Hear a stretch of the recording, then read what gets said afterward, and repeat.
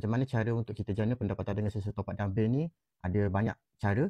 Yang pertama, kita boleh jual top up, kita boleh bayar bil, kita boleh daftarkan orang lain untuk guna sistem top up ni dan kita dapat keuntungan daripada pendaftaran tersebut. Yang keempat adalah bila kita dah daftarkan orang guna sistem top up dan bil ni, orang yang kita daftarkan tu dia boleh beli top up sama macam kita menggunakan apps top up ni, dia boleh dapat harga murah. So orang yang kita daftarkan tadi tu akan dipanggil sebagai downline. So bila downline kita buat transaksi top up dan pembayaran bil, kita akan dapat komisen daripada setiap transaksi yang downline kita buat tu. So kalau kita ada 10 orang buat transaksi top up dan pembayaran bil dan kita dapat 1% daripada setiap transaksi tersebut, contohnya dia top up RM10, kita akan dapat 10 sen. So kalau ada 10 orang, kita akan dapat RM1 tanpa kita buat apa-apa transaksi, tapi downline kita yang akan buat transaksi. Kalau kita ada 1,000 orang, 10,000 orang, 100,000 orang downline yang kita ada, walaupun dia guna sistem top up sendiri sahaja, so kita dah dapat keuntungan daripada transaksi tersebut. Berbanding kalau dia beli dekat kedai, kita tak akan dapat apa-apa. So itu kelebihan siapa yang menggunakan sistem top up dan bil ni. So siapa yang nak tanya lanjut lagi, nak daftar ataupun nak buat pendaftaran, boleh klik link dekat bio saya, nanti boleh contact saya.